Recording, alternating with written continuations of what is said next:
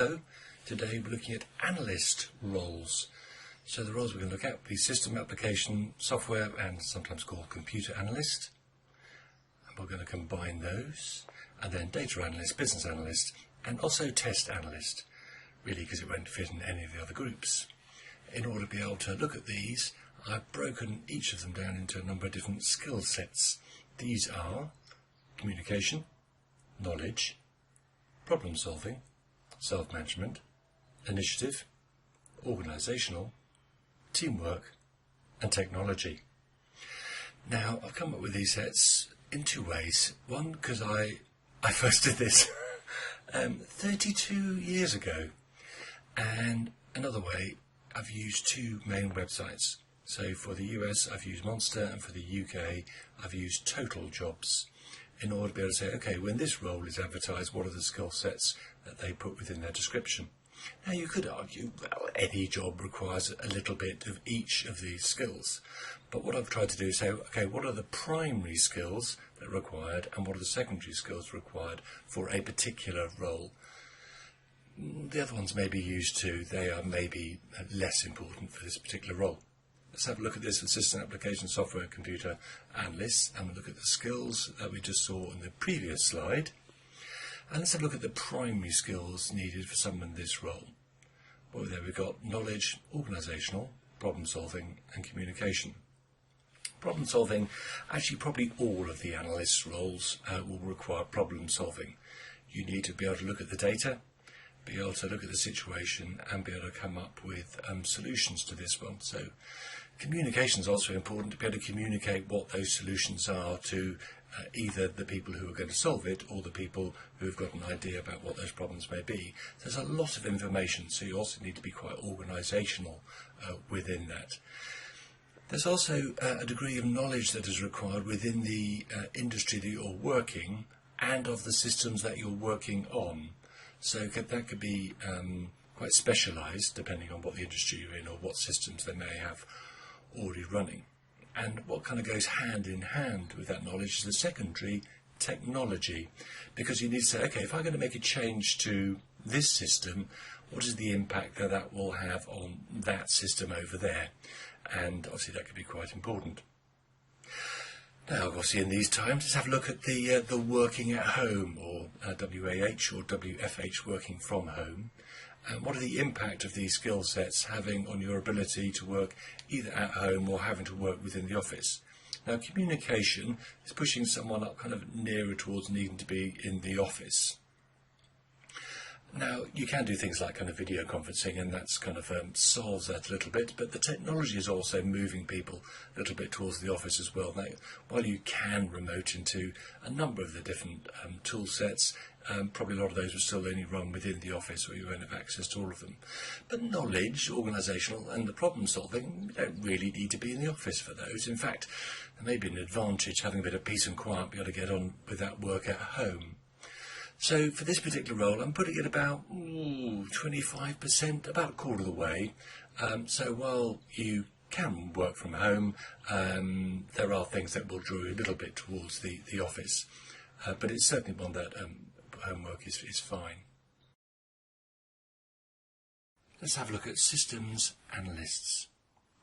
Now, when I was taught systems analysis, I was taught by someone who had learnt his role during World War II, and obviously what he was working with was a much more mechanical situation where the processes were pretty manual, but obviously over the course of last century things became computerized, and the basis of the role and the skills remain the same.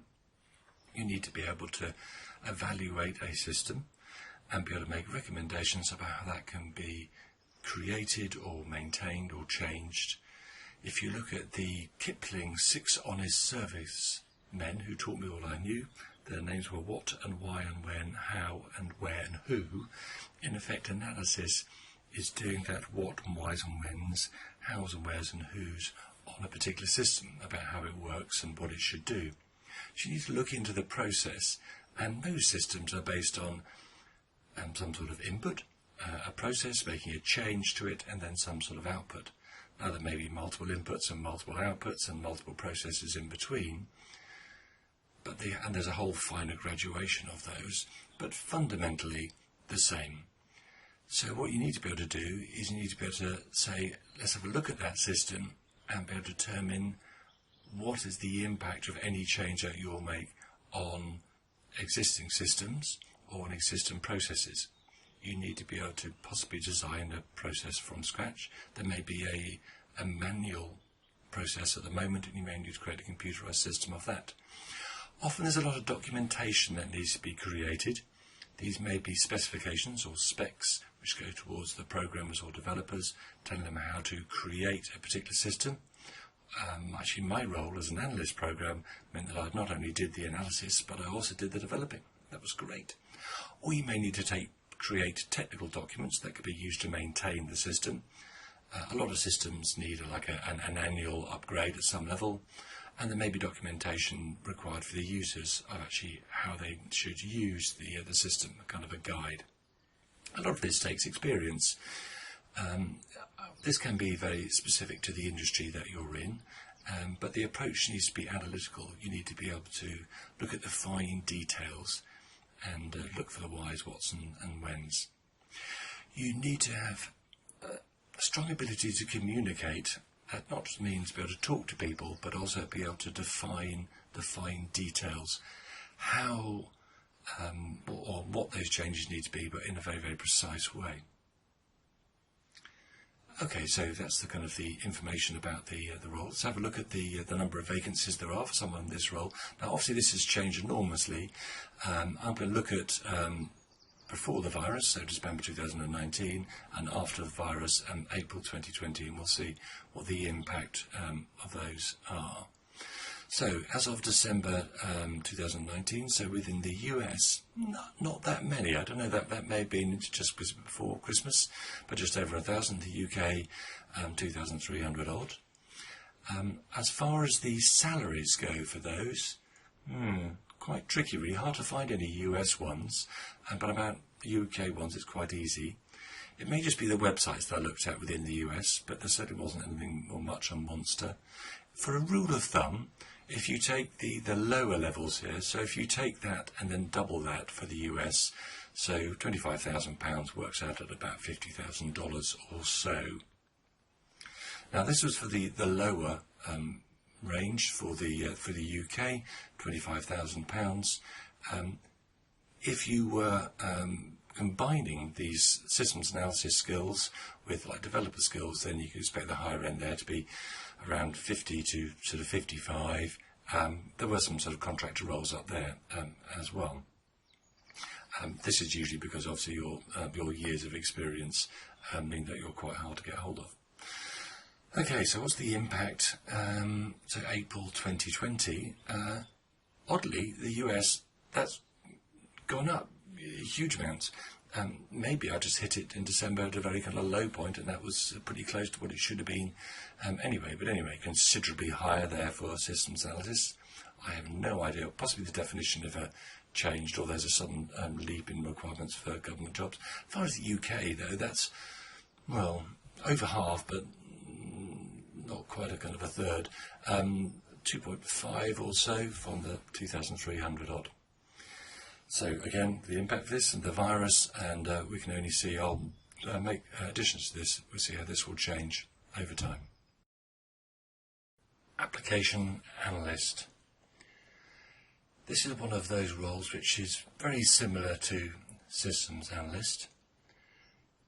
As the name would imply, they tend to be looking more towards the applications rather than the systems themselves. So frequently they're discussing things with users. Often it will be people like on the help desk, and the solutions they're analysing are, is this best solved in-house, or maybe you need to have a chat with IT and they need to write something new, or alternatively they need to purchase something from outside, which may be the solution to whatever particular problems we're having. Let's have a look at the vacancies. So for the Monster, not very many, is it? This may be to the fact that application analyst is just maybe a job title that isn't used very much within the US, and with the UK just over 1800 or so. Again, it's sort of one of those jobs that tend to be used with other skills as well, so they tend to be applied with or assigned with analysts too. So you can have someone who's very much on the kind of the help desk side. The salary can be a little bit lower, again for the US if you double that one, but for those people who have the developer skills as well, who are more allied within the IT side, you get the high amount as well, but that means there won't be just a pure application analyst, there'll be some sort of developer with that too. So what's the impact that the virus has had within this? So from 584, so not that much actually, 100 or so less for the US, but again maybe for the definition, but look at the UK, that's a third of what it was before, isn't it? So quite a considerable impact there. Software analyst, I'm combining computer analyst with this as well. So this is the name of really what would have been the systems analyst when I was doing this sort of 30 years ago. So what they're really involved with is talking with the users, so that may be the people who are sort of on the help desk or whoever's using a particular bit of software, and trying to determine by conversation with them about what the requirements are, and then decisions about how we can develop some solution that can resolve any issues or maybe maintain some existing issues. So often you're working with IT, or you may be part of IT, to be able to come up with any solutions to any of those problems. So look at the vacancies for those. So as far as the US, so 1,300 or so, and on the Monster website, and just over 1,000 there on the total jobs, just over 1,000.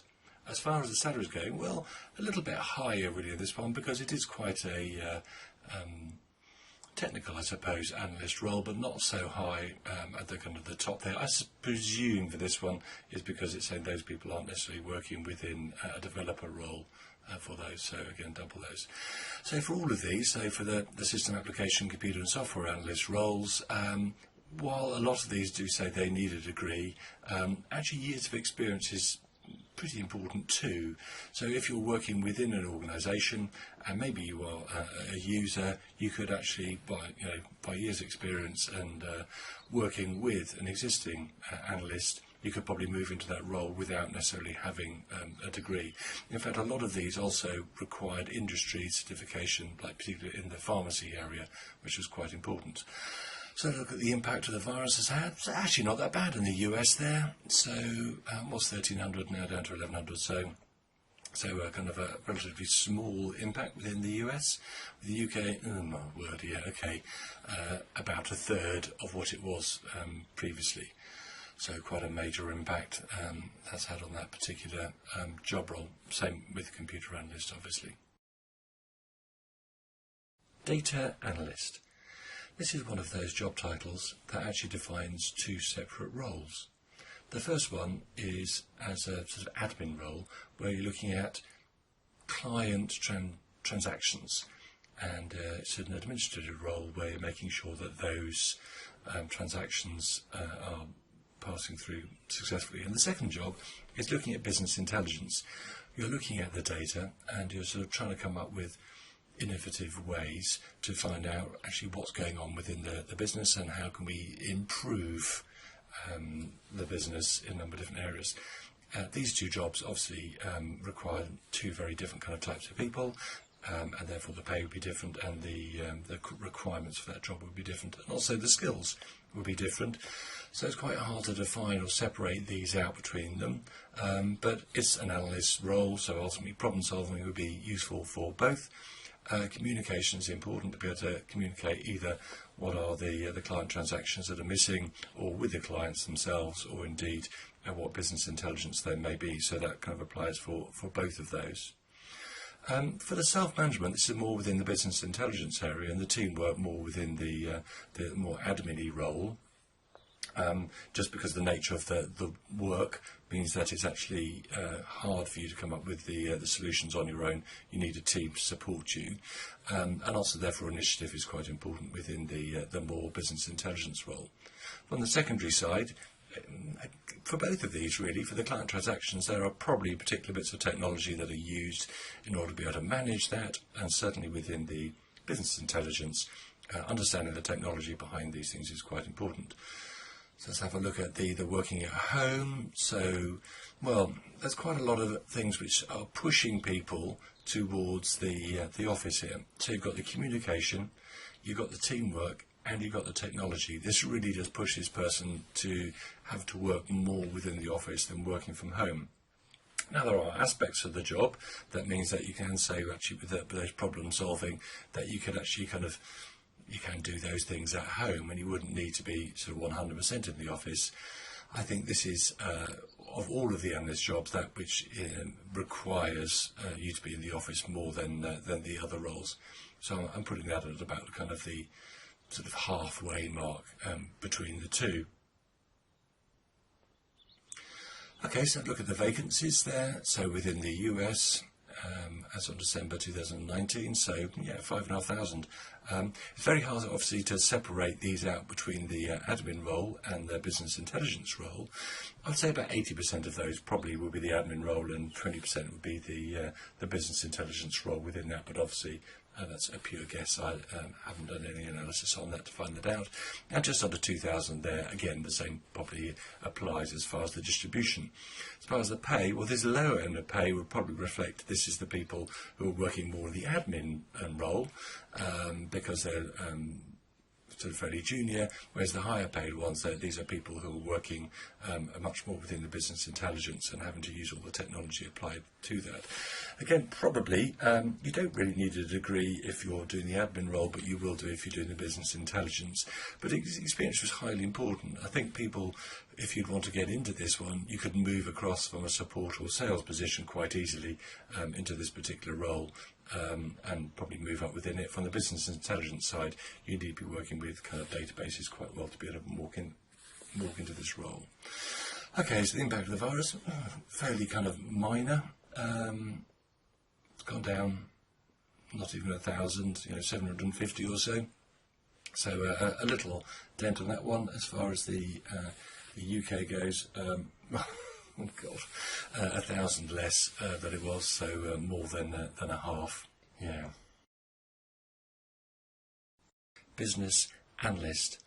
Of all the roles, of all the analyst roles, this is one of the least technical.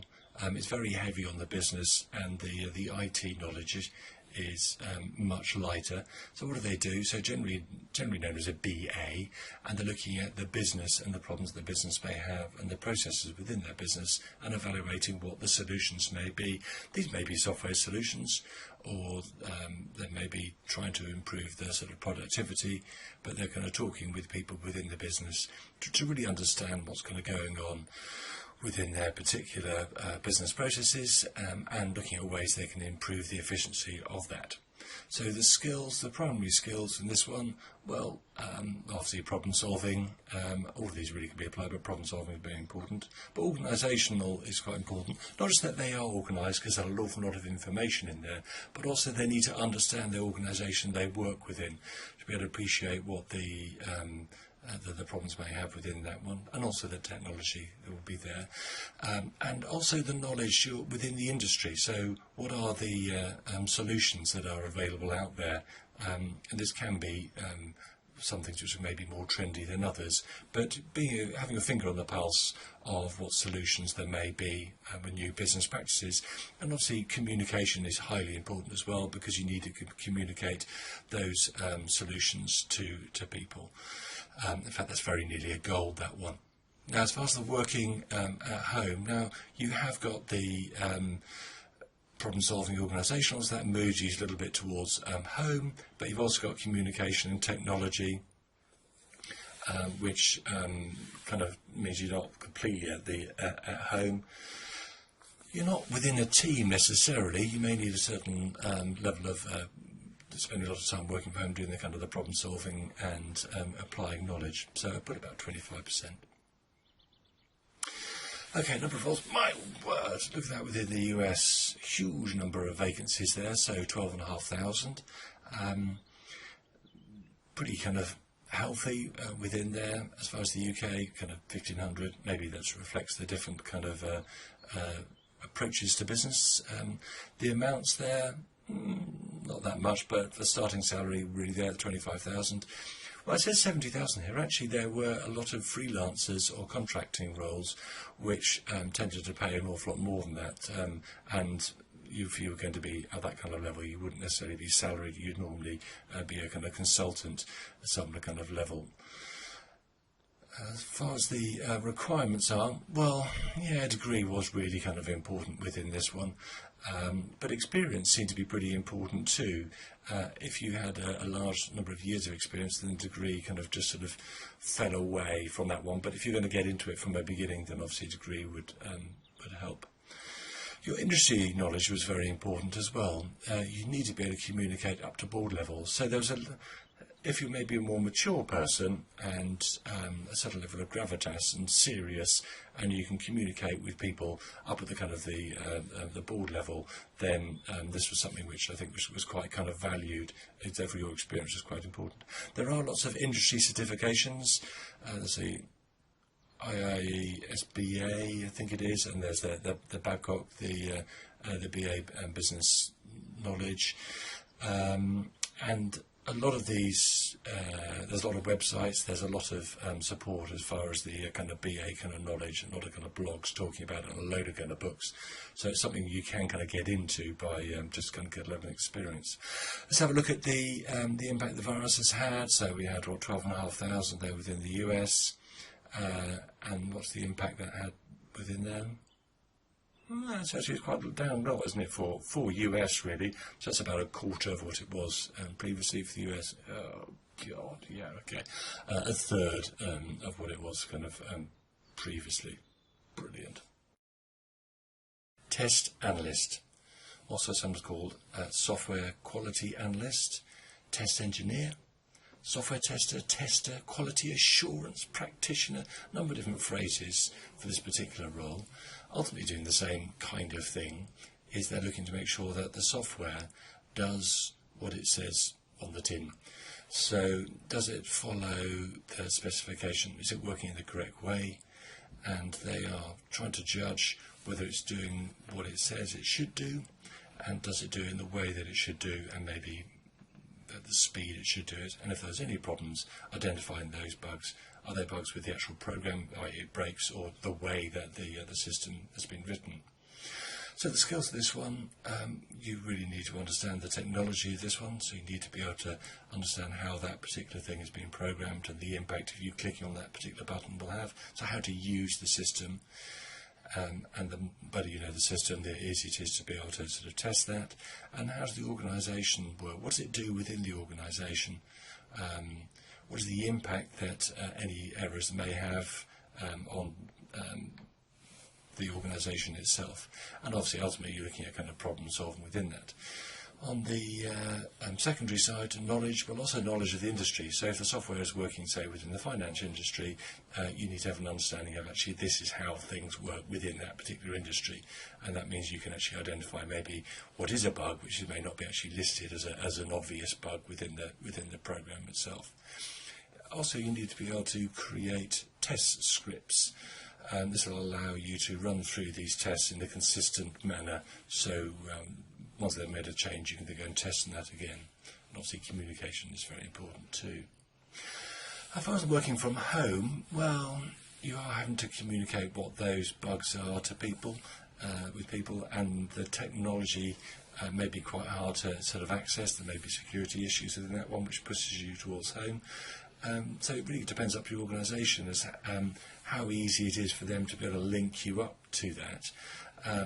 But ultimately, with the work that you're doing, there's no reason why you shouldn't be able to work from home from it.